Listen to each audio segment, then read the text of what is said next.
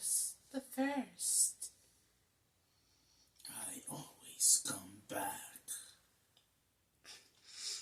If you didn't recognize those lines, that is classic lines from FNAF. If you can't tell, I'm Chica. And I'm Purple Guy. Purple Guy, Purple Man.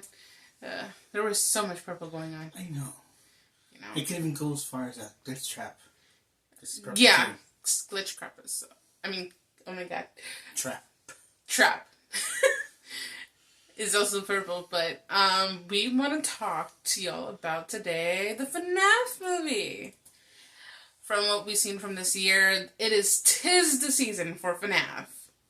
Yes, because we've had movie, 2 games come out this year, and the DLC to Security Breach. Yeah, the DLC was Ruin. What was it? God, I can't even remember. But yeah. But we want to give our personal review on Five Nights at Freddy's, the movie. The movie? Yes, because I did consider the option of just renting it and watching it at home, but then I was like, no, I want the full effect. So we went to the movie theaters to see it. Yes. And, oh my god, it was awesome. I mean, I feel like there could have been more done, but it was still very much awesome, especially with the purple guy being Springtrap and so on. Is who else but the most famous person we all know, Matthew Lillard. Yes, but a.k.a. What was his name? From Scream? From the first Scream, if you know what I'm talking about. Yeah. And he's also Shaggy. This is what happens when Shaggy gets hangry. Also, much lesser known is from SLC Punks. If you know Matthew Lillard from SLC Punks, you're awesome, and we're friends now. Oh, and if you don't remember, I'm Unique, and this is... Okay.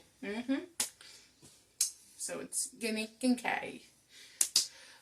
And our usual intro, we are up, down, all around, and sparkle! I'm literally sparkling over here.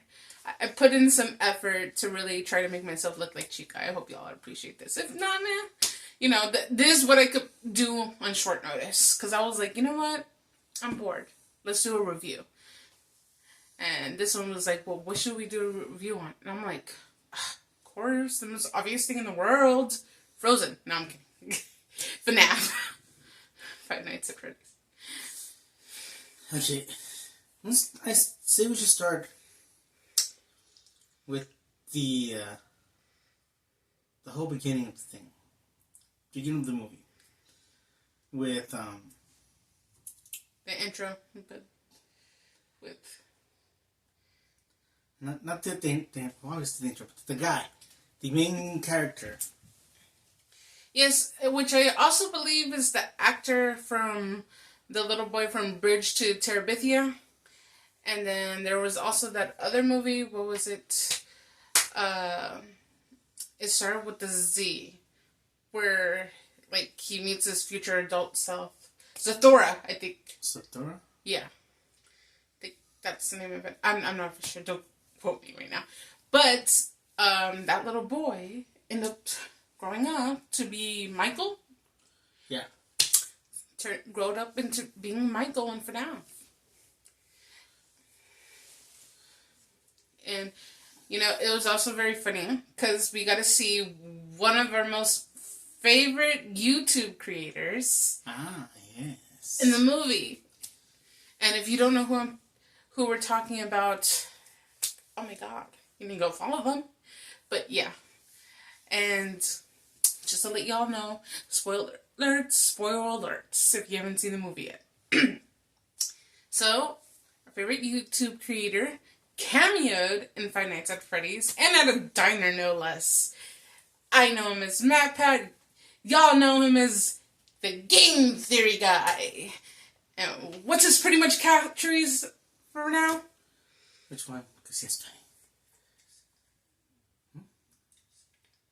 Oh, Music Man! Yeah, because Matt Pat was pretty much obsessed with saying that for a while. He was like, Music Man! Oh, that and the lore! That's it. Yeah, so, we absolutely adore watching Matt Pat play, because it's like, you know, he is hilarious to watch, and to see him actually get scared of some things and everything. I highly suggest you go watch his gameplay of Help Wanted 2. And, you know, he makes it so entertaining to watch. That and too, and he doesn't just play the games and like watch the movie. No, he reads the books. He goes into every detail. So he looks at every single thing that could mean something and be like, hey, that's this from there, and that's what it means at that point, and that's who it was. Is this the same person? Or is it the same character? Yeah, because me, I know I obsess with the books too. I didn't read them, but I did hear the audiobooks. Like, that was what I was listening to, and I know this one right here got scared for a while because he heard, from the Fazbear Frights books, he heard the 1:35 a.m. in the morning story, and they started tripping, because they were like... Hey, for a week straight, I was waking up at the same time. The same time, the exact time, for a week straight. No, that's not a coincidence. I thought it was hilarious, and I was like, hey, you want to listen to the audiobook again? And they're like, no. And I'm like, why not? It's FNAF. Yeah. No way, no. But yeah, that's from the Fazbear Frights series, the first series that came out, and then, of course, now we're on to the Pizzaplex series. I haven't looked to see if there was going to be a new book after Tiger Rock. I think there's supposed to be like 2 or 3 more books coming out. So yeah. But I look forward to them. And you know, it's so interesting because it's like I'm listening to these stories, like really listening to them, paying attention to them. And all I'm thinking to myself, kids are either reading or listening to this. And it's like, this is not PG-13. No, this should be marked up to like, what's that one for 17? NC-17. NC-17. That's what they need to mark those books out at this point. Because, wows, you know? But on with the movie info. So, as we mentioned, there was a cameo with Matt Pat in there. You know, where he's like, you know, breakfast is the most important part of the day. It's just a theory. Get it? Because that's the whole... Yeah. It's just theory. Yeah, so that was cute and hilarious. But this setup for the story, it's like the little girl's name is Abby, and I know a lot of people were like, Abby, it's baby, because, you know, it's in, what do they call those? Anagram. Like Lord Voldemort, where it's, I am Tom Riddle. Well, Abby is baby. You know, who knows? We don't know yet. So, but yeah. If there is a second movie, I wouldn't be surprised if they bring in, like, Circus Baby World to... Ooh, that would have a whole lot more implications. Yeah, it would. And the movie was intense and, you know, and kind of sad at some points because it's like he lost his brother who was abducted while his family was on a picnic. And he's been chasing for his brother his whole life, trying to find him and so on. And just to find out in the end that it was the purple guy who was Springtrap, who is Afton himself. Afton, you know, Matthew Lillard. So yeah. And you know, I find it so funny because it's like when he puts on the head, he's like, I always come back. You know. So that was, I was like, wow. Everybody in the theater was like, he said to freeze! So I think it would have been more dramatic if you would have said it after the suit would have locked in instead of while he was putting on the head. Well, the suit was already locking up on him at that point. Remember? It was already starting to lock up on him. He wasn't officially like dead or anything yet, but it was already starting to lock up on him. And that's when he chose to put the head on. And here's my theory, and it's just a theory, and I hope they don't do it. I really hope they don't do this, but because he puts the head on, that means his body's going to be left in that suit. And his soul could come back and, haunt the suit and whatnot. And I would really hate it because, he puts the head on if they switch him out with a different character because they figure, oh, well, he's in the suit. Nobody's going to really know if it's Matthew Lillard or not. And I hope they don't do that because, oh my God, I would so want to see him in the next movie. Seeing as how, obviously, he dies in the Springtrap suit. Yeah. And the whole, even says that was come back, he puts his head on and he's supposed to die after that. What if they do the whole, he fixes himself up from the inside, so he has to stay in the suit. Yeah. And you know how part of the Springtrap suit's like rotting off? You can still see part of his face under it. Yeah, because if you look at the comics that they came out with, the first original 3 Five Nights at Freddy's books, where it was the Fourth Closet, which I believe was the last book. But in the Fourth Closet, if you look at the comics and everything, you see that he has like the markings of when the suit closed on him. But yet he's still alive.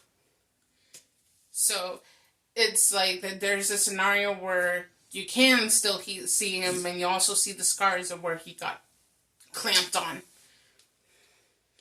Because, in the stories and in the games, it says, it's like don't breathe too hard in the suits because of the screws, or like don't get it wet because it'll lock in on you. Like there's the mechanics of the suits are super sensitive, So tell me, what would you know about those mechanics? Because I feel like you would know more about that on your part. Well, the whole mechanic of the spring locks thing is supposed to hold in the mechanical parts of the animatronics. Because that suit's supposed to be switched up before between person wearing it and the animatronic wearing it. And such things, those like spring locks are supposed to lock into place to have a mechanism that locks into it to keep the mechanisms together. Yeah, so if someone were to get something like that where it has the mechanism for it to lock into place, if it doesn't have the grip to lock into whatever it is, it would just probably squeeze and not like latch into the skin, because there should be no reason for it to latch into the skin. Unless, it's supposed to. Because, that's what it's made for. That it was always built to do that. Yeah. Intentionally. So it was intentionally made to lock someone into the suit. Yeah. But then there's also the endoskeletons that they use in the suits for when nobody is wearing it. So maybe the lock mechanisms were to hold the... Yeah, no, that's what I'm saying. Yeah. That the spring lock mechanism was supposed to hold in the endos, the skeleton. But if it doesn't have that mechanism in place for it to lock into it, then it shouldn't lock at all. Yeah. If you know mechanics, like when something has to grip on something like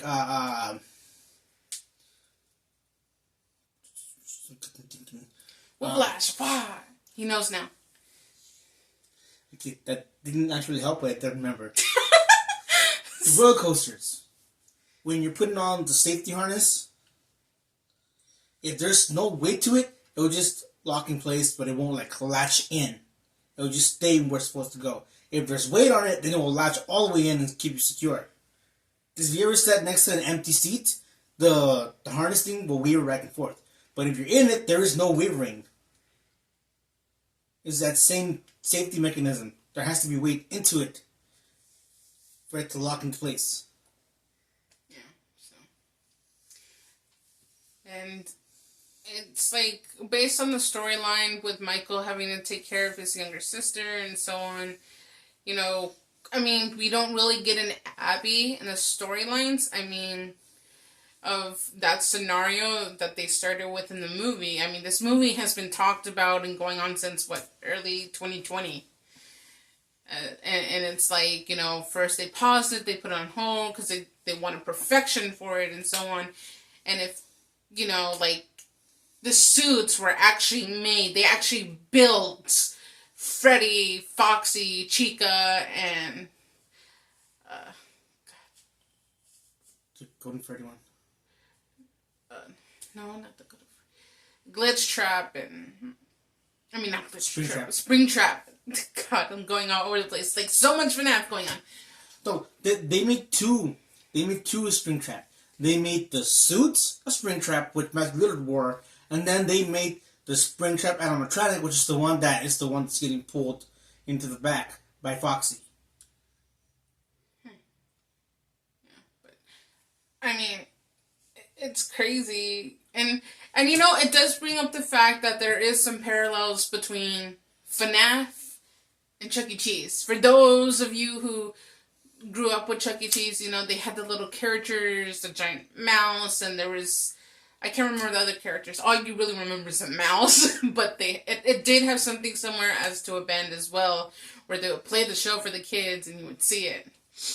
And, in another interpretation of FNAF, there was also this horror movie that they put on Hulu for a little bit. It was like a mini episode thing. It was like maybe 4 minutes, 5 minutes long. I don't remember. It was called The Hug. Oh, that's almost creepy as hell. Super creepy. Yeah, because it's like the little boy wanted to see the animatronic, and the guy's like, no, he needs to go on his meal break and whatnot, and the kid still went back there, and like he hugs the thing, and the thing ends up eating him. So yeah, it's like there's some parallels between FNAF and that. But I mean, the animatronics in FNAF though didn't eat the kids. They were stuffed in there by often. And it makes you wonder, too, if these bodies were actually stuffed in the suits, how is it nobody smells it, sees the blood? They just go under the assumption, oh, that's just pizza sauce. You know, but what about that smell? But then again, it's like you're in a pizza place, and it's like, of course there's going to be 1,000,001 smells, and it's going to smell like feet, and who knows what else. Throw up, you know? And kids do be stinky. Some of your kids are stinky too. Like I'm saying, kids do be stinky. I got 4 of them. Trust me, I know. Yeah, so they start running around, take off their shoes. Oh no. Kids will be stinky. Yeah. So, like I was saying, you know, I just have a couple of thoughts and theories on what will happen in the second movie. Possibility of seeing Circus Baby's world, and you know, Michael ends up having to go work there, you know, for another job because he needs a job again, you know. And he takes Abby with him at some point, or she sneaks along with him somehow, and she comes across Baby, and what happens? You know, the ice cream cone scenario, and then there goes Abby. Now Baby. I'm not saying that's a for sure thing, but there's a possibility. There's also the connection with Vanessa. Oh, yeah. Vanny, yeah. Because there was a security guard who was actually the daughter to Afton, you know. So that was interesting, because it's like, oh, okay, so we get Vanessa, so is there going to be a Vanny? Is Springtrap Afton going to bring himself back along with his daughter, but after molding her into the way he wants her to be? Turn her into Vanny. Exactly. So, it's like, you know, we might go from Circus Baby World to the Pizzaplex. I think the Pizzaplex would be a little too much to do, because the Pizzaplex is so huge. Very so. But, like, if they wanted to minimize the pay on structure and all that, they might just use certain locations, you know, where they go to, like, bowling alleys and try to just fix some colors and whatnot to get the scenes that they want. Because stuff like that for movies have been done. I mean, look at Rose Red.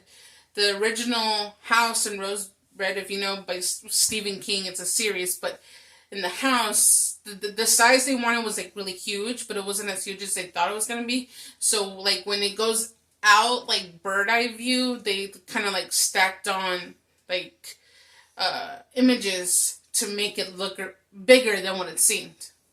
You know, so a lot of things have been done for movies where, you know, they use certain locations, they use certain props to make it seem more than what it is, and they focus on that one scene or that one part and not seeing it as a whole sometimes. It just all depends. Also, the whole, you know, how it's the Megaplex and it's like a giant mall. They might use an actual closed down mall, because nowadays malls are being shut down left and right. Oh, yeah. Yeah. So they might just reconfigure like the mall the way it is, but like add the colors and the freaking the imagery and all the freaking lights and stuff, whatever they need to it to look like it. Yeah. And of course, since they're not going to get exactly like the game, they probably just use certain angles for it to seem like, oh, it's bigger than it is. Yeah. So, again, many possibilities for the next movie. Though, my assumption is that they probably would focus sort of on Circus Baby Worlds, where they don't exactly show it, but they show, like, the underground where he works, just in that little area where they, like, if you've seen a game where he has to crawl through the vents and whatnot to get to certain parts, you know? And I think that would probably be much easier for them to do rather than, you know, the Mega Pizzaplex. Like, or another thing could be kind of like an offshoot to Sister Location, where it's not as crazy as the Sister Location game, but like a factory. Sister Location is Circus Baby World. Is it? Yes. Because it seems more like a factory to me. No, it's Circus Baby World. I'm more focused on the FNAF stuff than they are, so yeah. Well, I always look more at the technical possibility of things. Yeah. If say they do something like where it's more of a factory where they're making the animatronics. Yeah. I mean, well, they would have endo bodies and they would have like different suits hung up, like just a bare suit. Yeah, because it's kind of like what you're explaining now kind of reminds me of the original first Help Wanted game, where you're a beta tester, and, you know, they're testing everything, and, like, as you go throughout the game, you're getting tapes and whatnot that's from Glitch Trap. And now that, the factory setting you're talking about, that would be Help Wanted 1. The first one. Okay, well, I think that would make more sense for a second movie. Yeah, so there's a possibility in that. Because they want to keep going that Freddy Fazbear Entertainment as a company name and not just as the restaurant itself. Yeah. Matt talks a lot about that, the whole, how it's Fazbear Entertainment's LLC. Yeah. And if you know what that means, you know the implications to the whole thing of the Freddy's being a franchise within the FNAF world. Sorry. But, yeah. So, like we said, 'tis the season of FNAF. So many games. And me, I'm a big baby. I will admit that. I am a big baby. I downloaded Secure Breach, tried playing it. We tried playing it together. And all the jump scares, I kid you not. Every jump scare got them. Every jump scare got them. I was screaming a lot, okay. And, like, so when I would switch it to them, they would try to play, and it's like, jump scare, and I would yell right in their ear, and they're like, I can't do it with you yelling. And I'm like, I'm sorry. At one point, I was sitting right here where they're sitting, we're playing right here on the bigger TV, and I got jump scared, and she grabbed my shoulders and went over. I almost fell off the bed. Yes. I'm a big baby with horror games. I need, like, the lights on. I need, like, every light. The lights were on. We're here. In the restroom, we're just, like, right on this side. Then in the living room, those lights were on, too. Surprised you didn't turn on the closet lights. that next time. But yeah. I think the last time I played a horror game was probably Resident Evil 5 on my PlayStation 3 a long time ago. And I did have someone I was playing with too, but even then I was scared. I can never play horror games alone. I can't do it. The last game I played, and it was unfortunately on PS3, was House of the Dead 4. Okay. Those, oh my god, are crazy. If they would reboot the series The House of the Dead. I'm surprised you didn't try that other game I have downloaded on my PS3, the Fatal Frame one. I did try that one, but it got confusing. I got stuck at a point. You're supposed to figure out some riddle, but it didn't, and it doesn't make sense. Yeah. Those of you that know about Fatal Frame 2, this is the one with the twins. Apparently, that's like the most scariest game ever. And I remember trying to play it, and like in the game, you're like in complete darkness, and I'm like, no, I can't do this. But oh my god, talking about scary horror games and whatnot is getting me kind of like. Also, if you like horror games, if you played the Fear series, Fear 3 was the last one they released. And I loved it. I loved the whole co-op mechanic of it. Because, you know, one brother's alive, one brother's dead. Okay.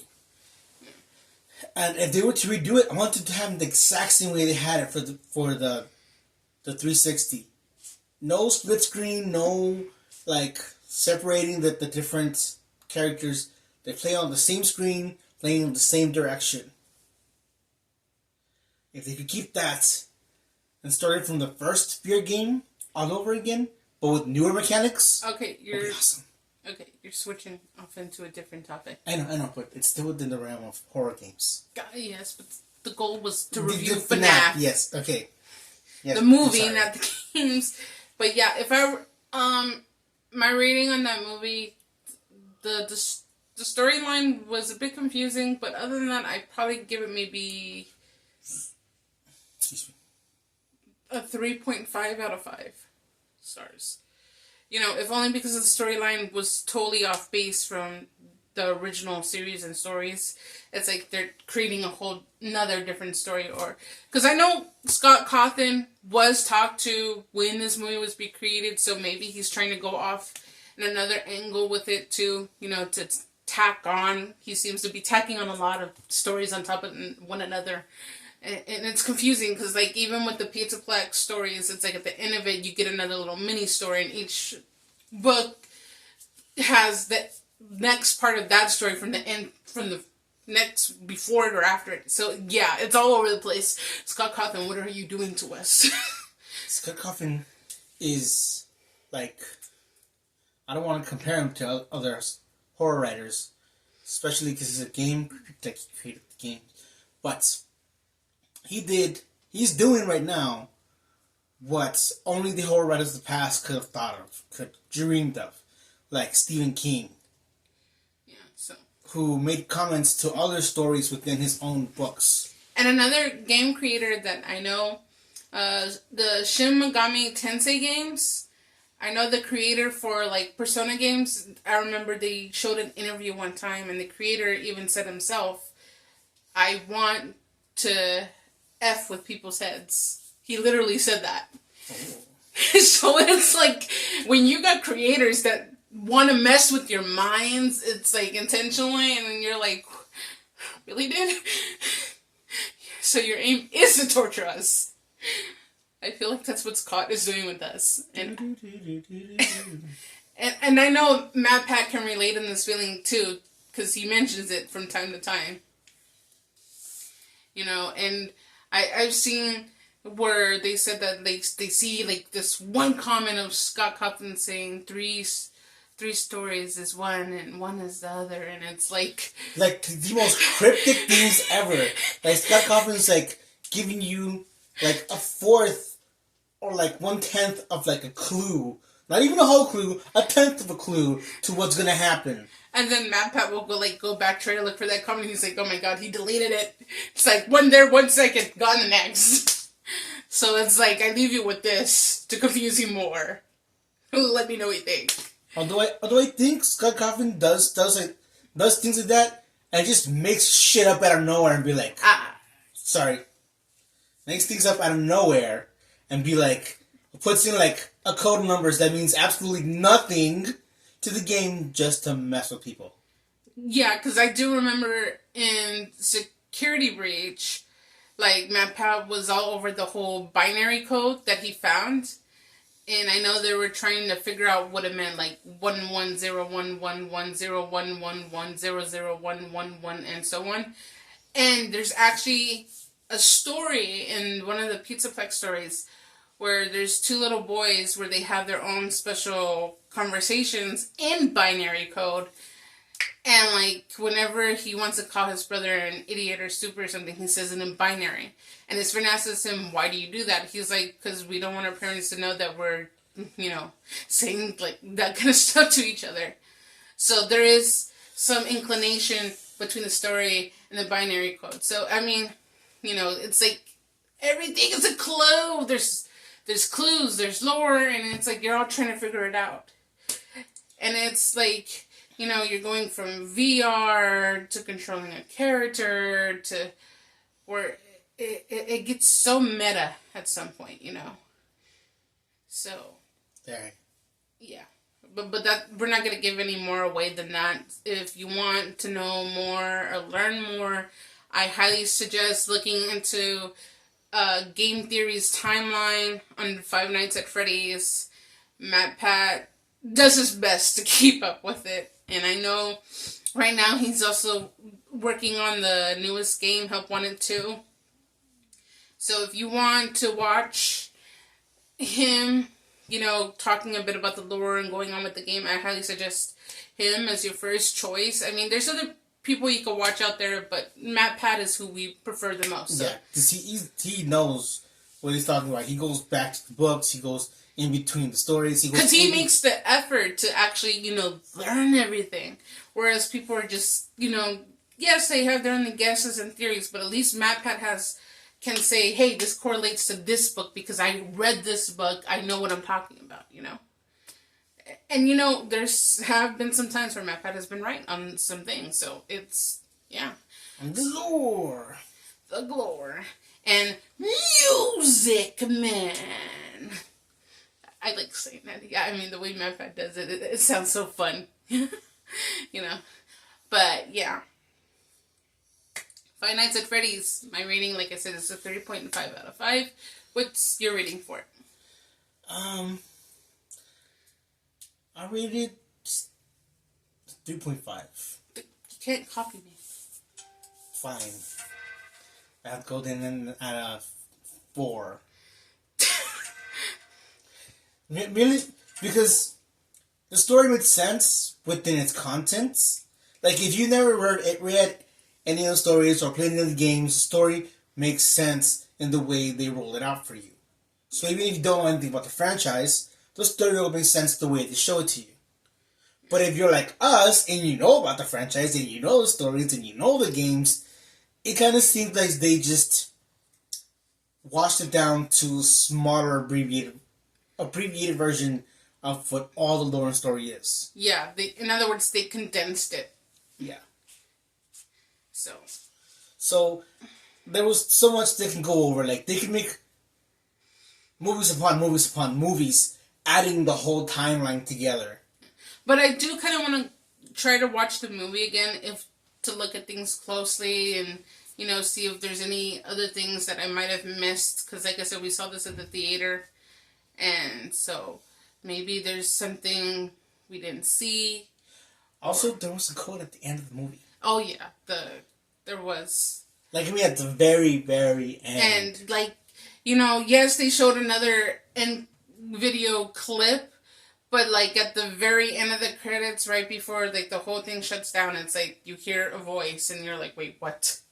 Like, because we stayed there, because I'm like, wait a minute. I'm like, let's stay here longer, and he's like, what, are they going to pull what are you saying, a Marvel or a DC? Yeah, Marvel. Yeah, that they were gonna pull in Marvel and throw in into something else. I'm like, you don't know. We're staying. But then that's true, because you can't with freaking Scott Coffin. You know, there's about to be clues everywhere. Yeah. So, Scott Coffin, thank you for keeping us on our toes, I guess. And maybe at some point I'll try my hand at security breach. Who knows? If I can go without screaming for more than 5 minutes. And then we'll try to see about doing Ruin. Oh yeah, I forgot we got Ruin. So far, the only one of us that actually played the game through and Ruin is their son. It's my son, the second oldest one. He's really quick with the two. Like, he went game, bam, bam, bam, bam, right through it. Yeah, it's like, you know, I see all these other people, like, I know there's 99th VR, he posts up games, like, with no commentary whatsoever, it's just him playing the game, and, like, when he did the games, it's, like, 4 hours long, his son did it, like, in an hour and a half. So I'm like, boy, what are you doing? You're missing something. But then he did get 3 different endings. Yeah, so, and I think there's like 5 or 6, I'm not for sure. So, yeah. And he even got the secret one when you have to get all of their the parts to different animatronics